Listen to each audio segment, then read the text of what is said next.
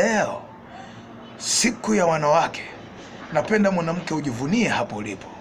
Ninatamani mwanamke ujipige kifua na useme kuwa mimi ni mtu muhimu sana katika ulimwengu huu. Mwanamke, unaweza ukaifanya familia yako kuwa bora. Mwanamke, unaweza kuifanya jamii yako kuwa bora. Mwanamke, unaweza kuifanya taifa lako kuwa bora. Peke yako mwanamke, umeumbwa kuwa na jicho la tai.